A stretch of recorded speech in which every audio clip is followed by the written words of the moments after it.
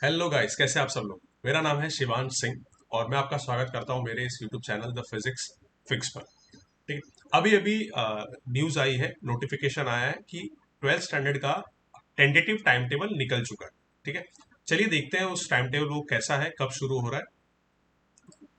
देखिए, आपका जो डेट है वो टेंटेटिव डेट है February 11 2025 से शुरू हो रहा है।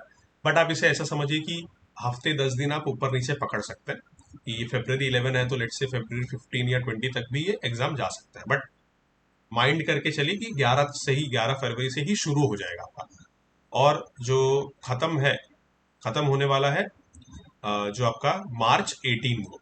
ठीक है, March 18 को।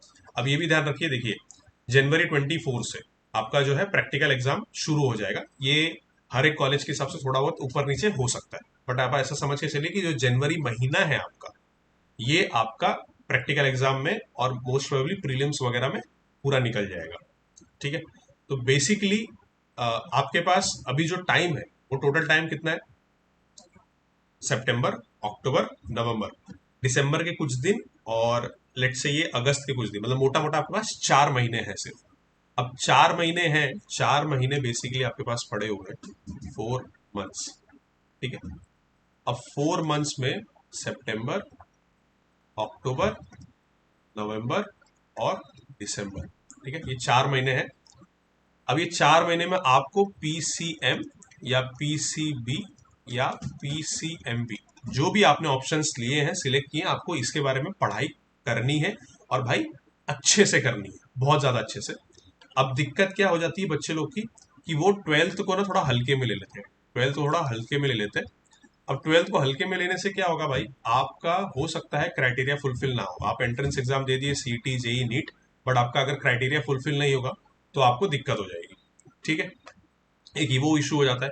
फिर जो लोग सीटी के प्रिपरेशन भी करना चाहते हैं, जो लोग सीटी के थ्रू जाना चाहते हैं, उनके लिए क्या है, ट्वेल्थ स्टैंडर्ड की पढ़ाई जो है ये बेसिकली रामबाण है, आप ऐसा कह सकते हो। क्योंकि ट्वेल्थ स्टैंडर्ड आपने जितना अच्छे से किया रहेगा, जितना ज्यादा return practice, numerical solving, concept clear आपने जितना अपना किया रहेगा, सीटी समझ लीजिए आपका 80% उसी के साथ हो जाएगा। फिर उसके बाद आपको सीईटी के लिए सिर्फ थोड़ा बहुत एमसीक्यू के प्रिपरेशन, पीवाईक्यू के प्रिपरेशन यही करना रहता है।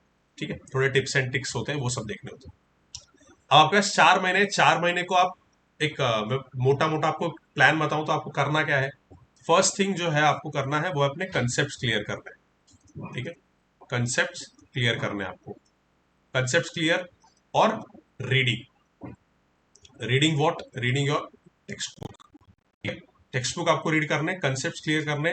आपकी जो डाउट्स है, कुछ भी डाउट अगर आपको पड़ा है, कोई सिली से सिली डाउट, टेक्स्ट बुक का डाउट है, या टीचर ने पढ़ाया, या आपने जो नोट्स बनाया उसमें कुछ आपको डाउट है, आपको अपने फ्रेंड्स के साथ यूट्यूब के थ्रू, जहां पर भी आप लेक्चर जा रहे हैं, कोई भी क्लास में है, वहां पर आपको क्लियर करके रखना है। फिजिक्स के डाउट के लिए मैं हूं यहाँ पे, मैं आपको जितना हो सकेगा, जितना पॉसिबल होगा मैं आपको उतना बताऊंगा। और मेरा टेलीग्राम का चैनल का लिंक दे दूंगा, वहां पर भी आप डाउट पूछ सकते हैं, वहां पे भी हम आपका डाउट्स डिस्कशन वगैरह करेंगे और उसको अच्छे से सॉल्व करेंगे। पहला चीज ये हो गया। सेकेंड थिंग आपको करना क्या है, पीवाईक्यूज जो है इसको आपको सॉल्व करना है भाई। आप अगर बोर्ड्स दे रहे हैं, बोर्ड्स के लिए सबसे अच्छा जो बोलते हैं ना, एक प्रैक्टिस सेट जो होगा वो होगा आपका पीवाईक्यूज। पीवाईक्यूज जितना ज्यादा आप सॉल्व करेंगे, आपको उतना अच्छा आइडिया मिलेगा कि आपको कैसे कैसे टाइप के क्वेश्चंस आएंगे। ठीक है, आपका पेपर पैटर्न कैसा होगा, किस चैप्टर में से कितना आने वाला है। ठीक है, फिर किस तरीके के क्वेश्चन पूछ रहे हैं, अब पीवाईक्यूज है। और थर्ड एंड सबसे मोस्ट इंपॉर्टेंट अगर मेरी नजर में माना जाए तो वो है रिटर्न प्रैक्टिस। रिटर्न प्रैक्टिस, अब रिटर्न प्रैक्टिस क्या, रिटर्न प्रैक्टिस बेसिकली आपको आपके डेरिवेशंस, आपको आपके डेरिवेशंस, आपको आपके न्यूमेरिकल्स, ठीक है, इनको कैसे भी करके अच्छे से लिख लिख के प्रैक्टिस करना है। डेरिवेशंस, आपके न्यूमेरिकल्स। और अगर मान लीजिए कोई आंसर टाइप का क्वेश्चन है जिसको आपको ध्यान में रखना है, वो सब क्वेश्चन आंसर Q&A लिख देता हूँ मैं। ठीक है, तो ये सारी चीज है, ये आपको 4 महीने हैं, सितंबर, अक्टूबर, नवंबर, दिसंबर। ठीक है, आपको अभी से मेहनत करना शुरू करना है, अपने आप को घस दो भाई। ये 4 महीने एक बार निकल गए तो बहुत पछताओगे। कुछ भी फंक्शंस है, कुछ है, फैमिली का कोई है, उसको 2 मिनट साइड में रख दो, फिलहाल उसको छोड़ दो।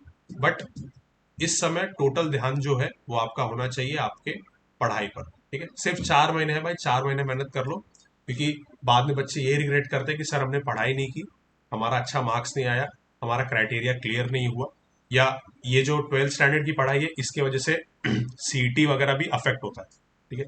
तो कल को आपके साथ ये ना हो, तो आप इस पे ध्यान रखिए, क्योंकि 12th स्टैंडर्ड के खत्म होने के बाद मार्च में 12th स्टैंडर्ड का पेपर खत्म होता है एचएससी का, और मोस्ट प्रोबेबली मई में या अप्रैल में, ठीक है, अप्रैल या मई में आपका जो है सीईटी वगैरह का जो एग्जाम है वो शुरू हो जाता है।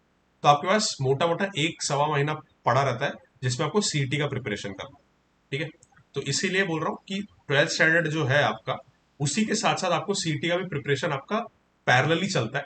12th स्टैंडर्ड जितना अच्छे से करेंगे सीईटी भी उतना अच्छे से होगा, ठीक है।